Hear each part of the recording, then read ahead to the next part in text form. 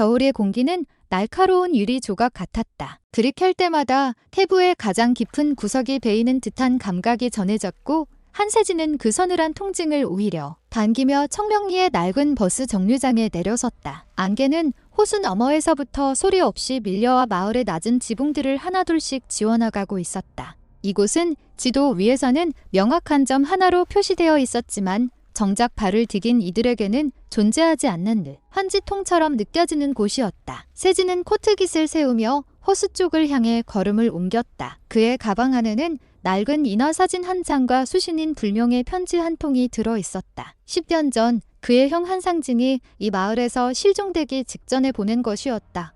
거울 속의 마을은 거울 밖보다 더 선명하다는 난해한 문장만이 남겨진 채 형의 흔적은 수면 위로 번지는 파문처럼 흩어져 버렸다. 세진은 그 문장의 의미를 찾기 위해 자신의 청춘을 저당 잡힌 채 살아왔다. 청명호는 거대한 거울이었다. 바람 한 점 없는 날의 수면은 너무도 매끄러워 하늘과 땅의 경계를 분간하는 것이 불가능에 가까웠다. 마을 사람들은 이 호수를 신의 눈동자라고 불렀지만 세진에게 그것은 모든 것을 집어삼키고 침묵하는 거대한 아가리처럼 보였다. 수면 아래에는 또 다른 청명리가 존재했다. 뒤집힌 지붕, 거꾸로 솟은 전신주, 그리고 어둠 속에서 흔들리는 나무들의 그림자. 그곳을 너무 오래 들여다보지 마세요. 낮고 갈라진 목소리가 정적을 뺐다. 세진은 고개를 돌렸다. 언제부터 그곳에 있었는지 알 수 없는 노인이 낚싯대도 없는 빈손으로 호숫가 바위에 앉아 있었다. 노인의 이름은 박석주라고 했다. 그는 이 마을에서 가장 오래된 토박이이자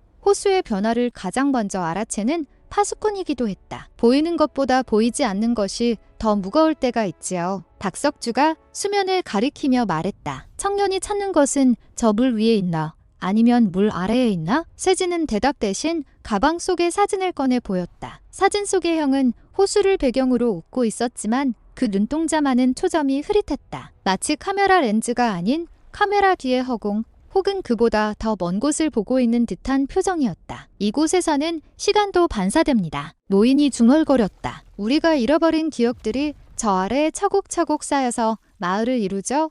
사람들은 그걸 환상이라 부르지만 누군가에게는 그것만이 유일한 진실이 되기도 합니다. 세진은 노인을 뒤로하고 호숫가를 따라 난 좁은 산책로를 걸었다. 안개는 점점 짙어져 이제는 자신의 발등조차 보이지 않을 정도였다. 하지만 이상하게도 감각은 더욱 예리해졌다. 멀리서 들려오는 나뭇가지 부러지는 소리, 얼음 밑을 흐르는 물의 낮은 신음, 그리고 자신의 심장 박동 소리까지. 그는 문득 멈춰 섰다. 수면 아래에서 무언가가 빛나고 있었다. 그것은 달빛도 가로등 불빛도 아니었다. 그것은 마을의 불빛이었다. 하지만 호숫가에 늘어선 실제 집들은 모두 불이 꺼진 채 죽은 듯 고요했다. 빛이 나는 곳은 오직 수면 아래 거울 속의 마을뿐이었다. 세진은 홀린 듯 토수 가장자리로 다가갔다. 차가운 물속에서 흔들리는 창문들 너머로 사람들의 실루엣이 보였다. 그들은 거꾸로 서서 걷고 거꾸로 앉아 차를 마시고 있었다. 그들의 움직임은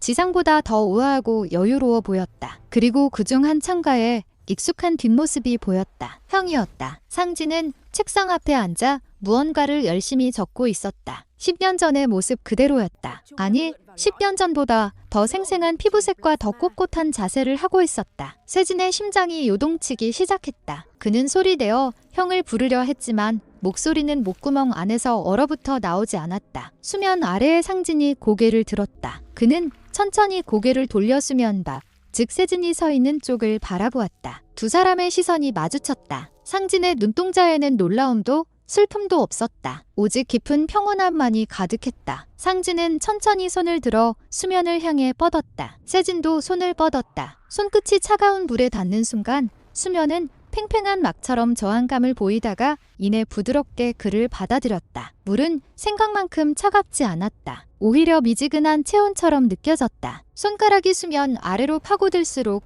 지상의 소음은 멀어지고 깊은 심연의 음악이 들려오기 시작했다. 그것은 소리가 아니라 진동이었다. 잃어버린 시간들이 되돌아오는 소리, 잊고 싶었던 상처들이 아물며내는 마찰음, 그리고 단 한 번도 말하지 못했던 진심들이 물거품이 되어 터지는 소리였다. 세진은 자신이 물속으로 끌려 들어가는 것인지 아니면 수면 아래의 세상이 자신을 향해 솟구쳐 오르는 것인지 구분할 수 없었다. 세진아, 수면 아래에서 형의 목소리가 들려왔다.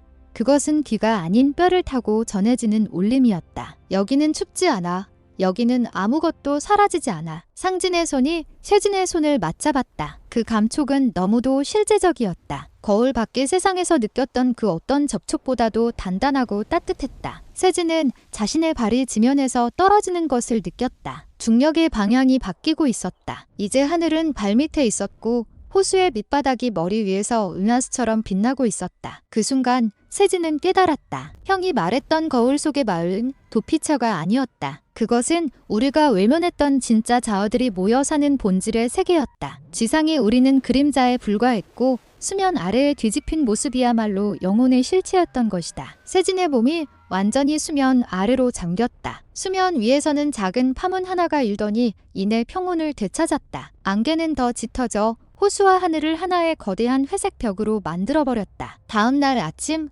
마을 사람들은 호숫가에서 주인 없는 코트 한 벌과 낡은 가방을 발견했다. 가방 안에는 사진 한 장이 들어있었는데 신기하게도 사진 속의 인물은 이제 한 명이 아니라 두 명이었다. 두 형제는 호수를 배경으로 어깨동무를 한 채 세상에서 가장 환한 미소를 지으며 정면을 응시하고 있었다. 박석준 오이는 호숫가에 서서 담배를 한 대 피워 물었다. 그는 수면 아래를 힐끗 내려다보았다. 어제보다 마을의 불빛이 하나 더 늘어난 것 같았다. 그는 연기를 길게 내뿜으며 중얼거렸다. 또 한 명이 집으로 돌아갔군. 청명호의 수면은 여전히 차갑고 매끄러웠다. 바람이 불어오자 수면 위에 미세한 주름이 잡혔고 거울 속의 마을은 잠시 흔들리는 듯하더니 다시금 고요한 질서 속으로 침잠했다. 지상의 청명리는 여전히 쓸쓸하고 퇴락한 모습이었지만 수면 아래의 마을은 그 어느 때보다 활기차게 빛나고 있었다. 세진은 이제 형의 옆방에 짐을 풀었다. 창밖으로는 거꾸로 솟은 나무들이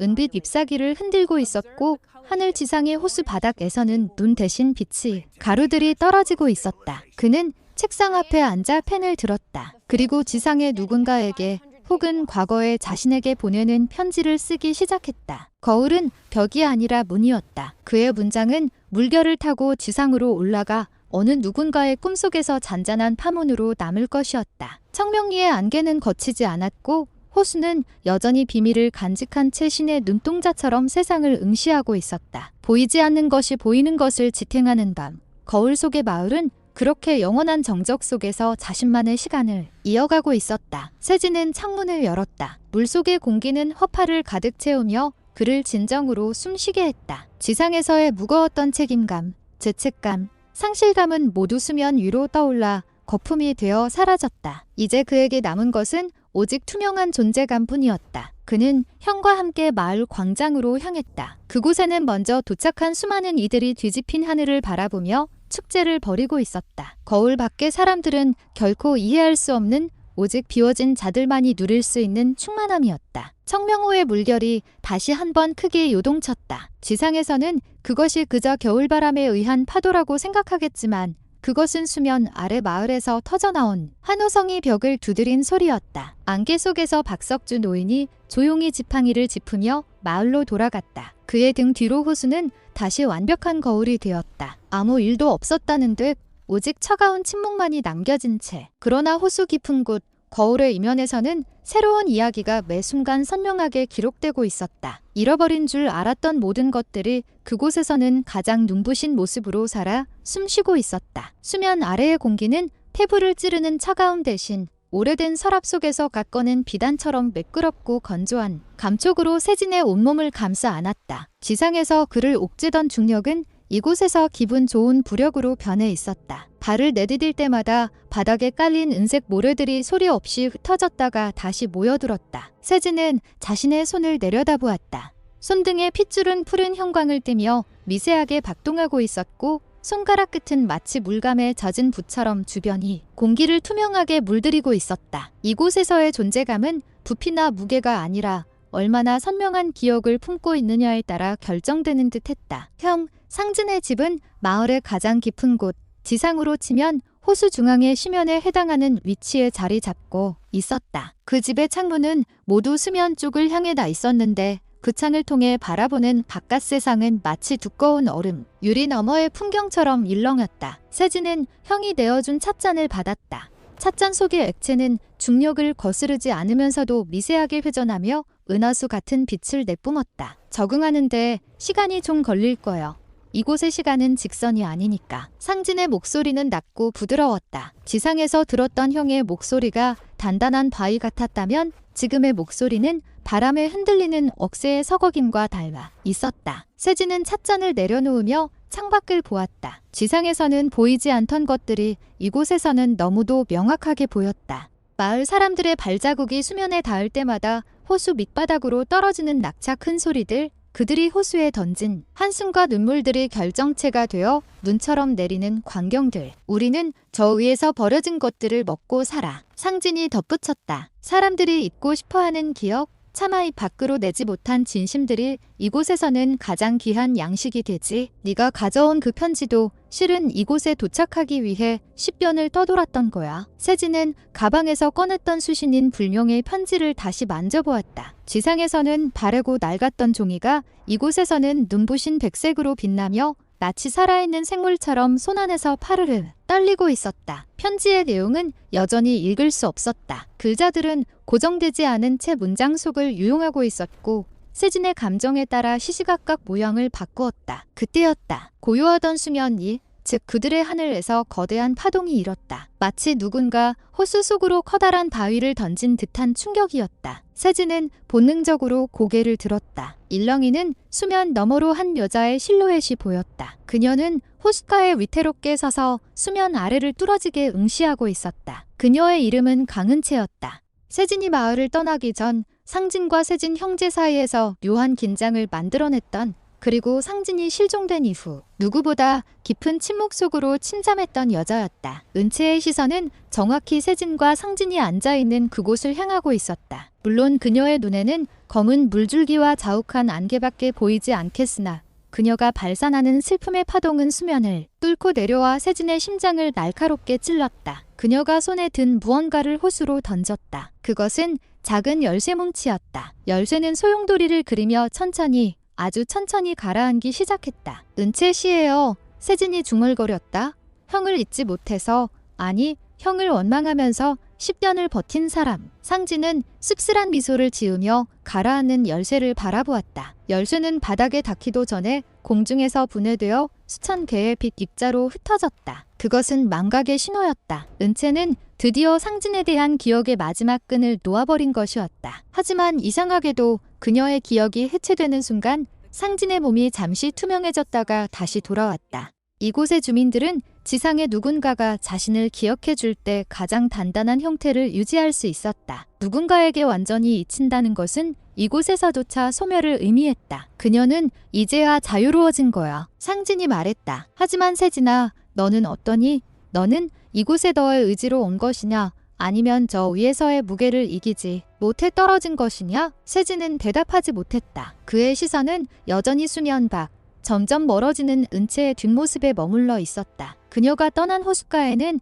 이제 박석주 노인만이 홀로 남아 그림자처럼 서 있었다. 노인은 마치 수면 아래의 대화를 모두 듣고 있다는 듯 지팡이로 호수 바닥을 3번 두드렸다. 그 진동은 세진의 발밑을 타고 올라와 척추를 타고 뇌리로 전달되었다. 돌아가고 싶다면 지금뿐이다. 노인의 목소리가 환청처럼 들려왔다. 세진은 형의 손을 보았다. 형의 손등에는 은채가 던진 열쇠의 잔상처럼 가느다란 흉터가 새겨져 있었다. 그것은 지상에서의 상처가 아니라 기억이 소멸할 때 생기는 일종의 화상이었다. 형은 이곳에서 영원히 살 수 있을지 모르지만 그것은 타인의 기억이라는 모래 위에 세워진 성과 같았다. 세진은 창가로 다가가 수면을 향해 손을 뻗었다. 손바닥에 닿는 수면의 감촉은 아까보다 훨씬 차갑고 단단하게 느껴졌다. 경계가 닫히고 있었다. 지상의 안개가 걷히고 태양이 떠오르면 거울의 문은 다시 차가운 물리적 장벽으로 변할 터였다. 그는 형을 보았다. 상진은 아무런 말도 하지 않은 채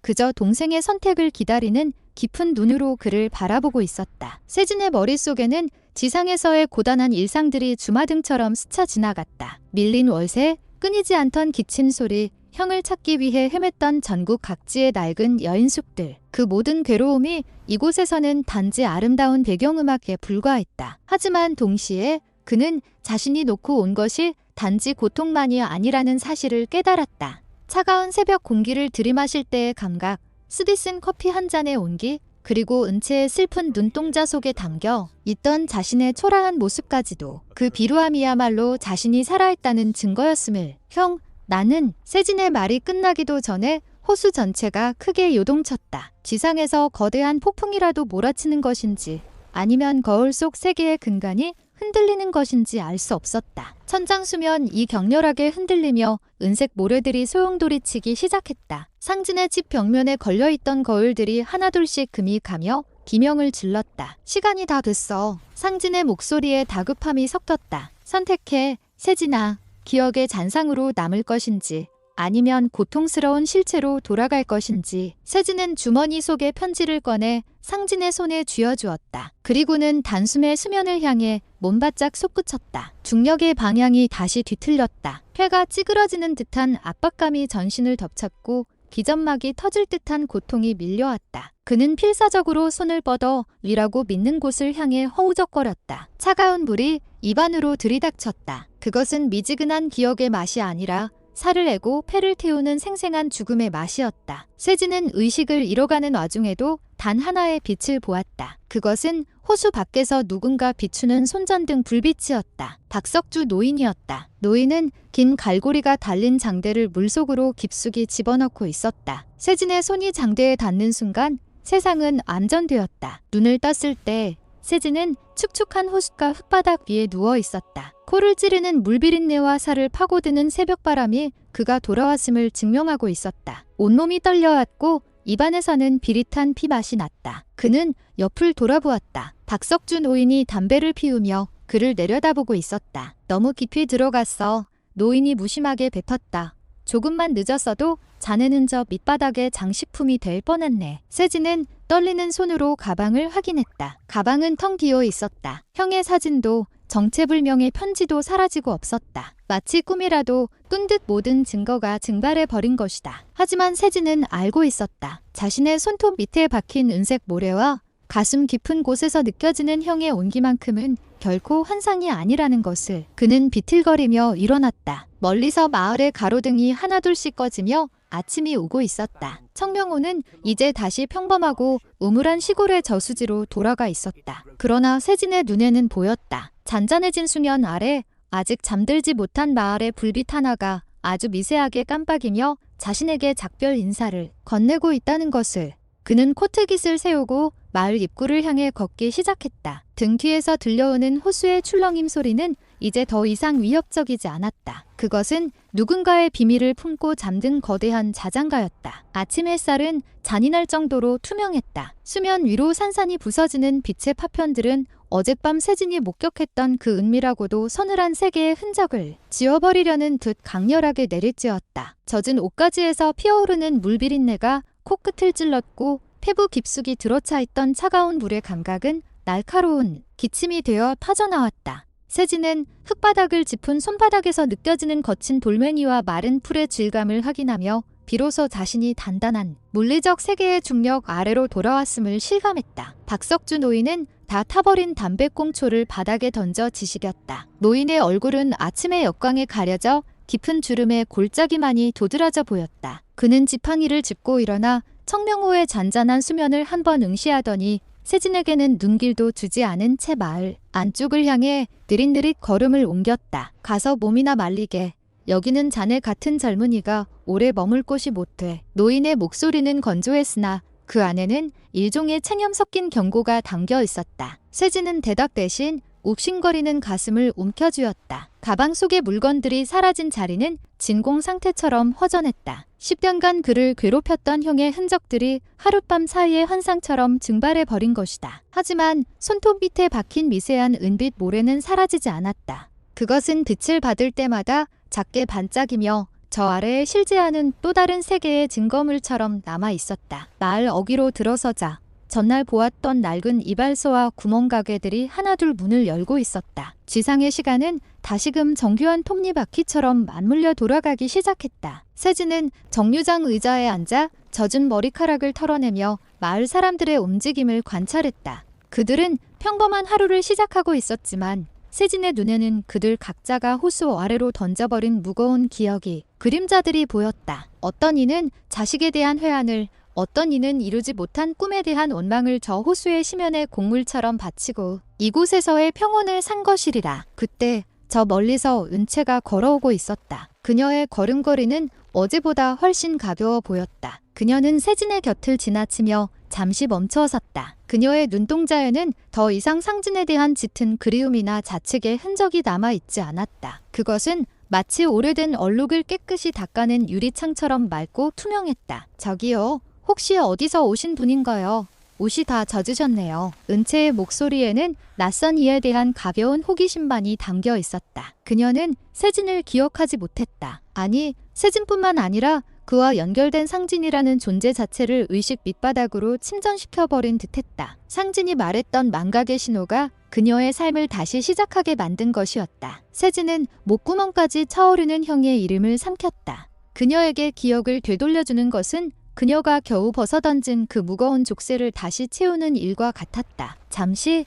호수에 발을 헛디뎠습니다. 괜찮아요. 세진은 억지로 미소를 지어 보였다. 은채는 조심하시지 그러셨어요. 여기 호수는 보기보다 깊거든요 라는 상냥한 조언을 남기고 길을 떠났다. 멀어지는 그녀의 뒷모습을 보며 세진은 형이 왜 그토록 담담하게 그녀의 망각을 받아들였는지 이해할 수 있었다. 사랑하는 사람이 고통 없는 세계에서 숨 쉴 수 있다면 자신은 기꺼이 거울 속의 잔상으로 남겠다는 선택. 그것은 상진이 지상에 남긴 마지막 배려였다. 세진은 마을을 떠나기 전 마지막으로 청명호가 내려다 보이는 언덕에 섰다. 수면은 이제 거울처럼 매끄럽게 펴져 하늘의 구름을 비추고 있었다. 그는 주머니 깊숙한 곳에서 손가락 끝에 걸리는 은색 모래알들을 꺼내 바람 속으로 날려보냈다. 반짝이는 입자들은 아침 공기 속으로 흩어지며 무지개색 잔상을 남겼다. 기억은 때로 삶을 지탱하는 힘이 되기도 하지만 때로는 영혼을 갉아먹는 독이 되기도 한다. 세진은 자신이 가져온 편지가 호수 아래에서 빛나던 모습을 떠올렸다. 비록 글자들은 읽을 수 없게 되었지만 그 편지는 이미 수신인에게 전달된 것이나 다름없었다. 형은 그곳에서 지상의 사람들이 차마 견디지 못해 버린 진심들을 양분 삼아 자신만의 영혼을 살아가고 있을 것이었다. 그는 가방끈을 고쳐매고 정류장으로 들어오는 버스에 몸을 실었다. 버스의 낡은 창문에 비친 자신의 얼굴 위로 찰나의 순간 형의 미소가 겹쳐 보였다가 사라졌다. 그것은 착각일 수도 혹은 거울 너머에서 보내온 안부일 수도 있었다. 버스가 마을을 벗어나 산모퉁이를 돌자 청명호의 푸른 물결은 시야에서 완전히 사라졌다. 세진은 눈을 감았다. 이제 그의 안에는 형의 사진도 낡은 편지도 남아있지 않았다. 하지만 그는 이전보다 훨씬 더 형과 가깝게 연결되어 있음을 느꼈다. 지상의 공기는 여전히 차갑고 일상은 고단하겠지만 그는 이제 거울 속을 들여다보는 일을 두려워하지 않을 것이다. 모든 상처 입은 기억들이 가라앉아 쉬는 그곳, 슬픔마저도 보석처럼 빛나는 마을이 저 수면 아래 존재한다는 사실만으로도 남은 생을 버텨낼 수 있을 것 같았다. 마을 입구의 이정표가 뒤로 밀려났다. 청명리, 그곳은 이제 지도 위에서 지워진 이름이 아니라 세진의 심장 가장 깊은 곳에 박힌 비밀의 좌표가 되었다. 그는 코트 주머니 속으로 손을 집어넣었다. 손바닥에 닿는 온기는 더 이상 자신의 체온만이 아니었다. 그것은 누군가 건네준 찻잔의 온기였고 헤어지기 직전 형이 쥐어주었던 보이지 않는 약속이었다. 창밖의 풍경이 속도를 내기 시작했다. 세상은 여전히 소란스럽고 무거웠지만 세진의 발걸음은 한결 가벼워져 있었다. 거울 속의 마을은 잠들었으나 그곳에서 피어난 빛은 세진의 그림자 끝에 매달려 지상의 어둠을 조금씩 밀어내고 있었다. 덜컹거리는 버스의 진동이 척추를 타고 올라와 머릿속에 어지러운 잔상들을 차곡차곡 정리해 주었다. 차창 밖으로 빠르게 지나가는 이름 모를 뜰풀과 야산의 능선들은 현실의 속도감을 일깨웠다. 세진은 창가에 머리를 기대고 눈을 감았다. 눈꺼풀 안쪽으로 아른거리는 것은 청명호의 그 깊고 푸른 수면이 아니라 그 수면 아래에서 소리 없이 일렁이던 은백색의 가로등 불빛들이었다. 가방은 가벼워졌으나 어깨에 닿는 느낌은 오히려 묵직했다. 형의 사진 한 장, 손때에 묻은 편지 한 통 남지 않은 빈 공간을 채운 것은 형체가 없는 평온이었다. 그것은 일종의 상실이면서 동시에 완전한 소유였다. 이제 형은 서랍 속에 갇힌 박제된 기억이 아니라 세진의 숨결 속에 스며든 공기처럼 존재하고 있었다. 형이 선택한 남각은 비겁한 도망이 아니라 남겨진 자들의 지옥 같은 그리움에서 벗어나 다시금 대지를 받고 설 수 있게 하려는 숭고한 배려였음을 세진은 이제야 온몸으로 받아들였다. 손톱 밑에 박혀있던 은빛 모래알은 어느새 씻겨 나갔는지 보이지 않았다. 하지만 그 서늘하고도 부드러운 감촉만은 지워지지 않는 낙인처럼 손가락 끝에 남아있었다. 세진은 자신의 손바닥 바닥을 가만히 내려다보았다. 그곳에는 수많은 생의 노선들이 얽혀 있었고 그중 하나는 분명 저 호수 아래의 마을로 이어져 있을 것이었다. 우리가 버린 슬픔들이 모여 이루어진 그 거울 속의 마을은 어쩌면 이 비정한 현실을 지탱하는 거대한 뿌리일지도 모른다는 생각이 들었다. 버스가 잠시 멈춰 선간이 정류장, 낡은 외투를 입은 노인 한 명이 내리고 교복을 입은 학생들이 제잘거리며 올라탔다. 아이들의 웃음소리는 투명한 유리구슬처럼 버스 안을 굴러다녔다. 세진은 그들의 해맑은 표정 뒤에 숨겨진 혹은 앞으로 그들이 호수 아래로 던지게 될 미래의 파편들을 상상했다. 누구나 가슴 속에 저마다의 청명후를 품고 살아간다. 차마 꺼내어 햇볕 아래 말릴 수 없는 축축한 기억들을 그곳에 수장시키고 우리는 아무 일 없었다는 듯 다시 내일을 향해 걸어가는 것이다. 문득 차창에 비친 자신의 얼굴이 낯설게 다가왔다. 어둠 속에서 보았던 상진의 얼굴과 묘하게 닮아 있었다. 그것은 혈연이라는 유전적 굴레를 넘어선 같은 비밀을 공유한 자들만이 가질 수 있는 유대감이었다. 세진은 손가락으로 차창을 가볍게 훑었다. 유리창 너머의 풍경과 창에 반사된 자신의 모습이 겹쳐지는 지점, 그 얇은 경계면이야말로 우리가 살아가는 진짜 세계일지도 몰랐다. 서울로 가까워질수록 공기는 탁해졌고 소음은 날카로워졌다. 사람들은 저마다의 목적지를 향해 분주히 움직였고 그 누구도 발밑에 흐르는 기억의 강물 따위에는 관심이 없어 보였다. 하지만 세진은 알고 있었다. 이 화려한 도시의 빌딩 숲 아래에도 콘크리트 바닥의 틈새에도 잊힌 것들이 숨쉬는 거울의 통로가 존재한다는 것을. 자취방 앞에 도착했을 때 해는 이미 뉘엿뉘엿 저물어 지평선 끝을 붉게 물들이고 있었다. 세진은 현관문을 열고 어두컴컴한 방 안으로 들어섰다. 전등을 켜지 않은 채 침대맡에 앉아 창밖을 보았다. 도시의 불빛들이 하나둘 켜지기 시작했다. 그 불빛들은 호수 아래에서 보았던 그 은밀한 마을의 가로등처럼 일렁였다. 그는 가방 깊숙한 곳에서 낡은 수첩을 꺼냈다. 형의 흔적은 모두 사라졌지만 그가 직접 겪은 하룻밤의 기록만은 오롯이 남아 있었다. 세진은 펜을 들어 첫 문장을 적어 내려갔다. 그것은 형에게 보내는 답장이자 자신을 향한 위로였다. 기억은 사라지는 것이 아니라 가라앉는 것이다. 창밖의 밤하늘은 이제 청명호의 수면처럼 깊고 어두워졌다. 세진은 더 이상 형의 꿈을 꾸지 않을 것임을 직감했다. 꿈을 꾸지 않아도 형은 언제나 그곳에 있을 것이기 때문이었다. 거울을 들여다볼 때마다, 물을 마실 때마다, 혹은 빗방울이 창문을 두드릴 때마다 형은 소리 없는 미소로 안부를 전해올 것이었다. 세진은 천천히 눈을 감았다. 방 안의 고요함이 호수 아래의 정적처럼 그를 감싸 안았다. 비로소 기나긴 여행이 끝났음을, 그리고 이제야 진짜 자신의 삶이 시작되었음을 느꼈다. 어둠 속에서 그의 심장 박동 소리가 규칙적으로 울려 퍼졌다. 그것은 지상의 시간과 거울 너머의 시간이 완벽하게 맞물려 돌아가는 소리였다.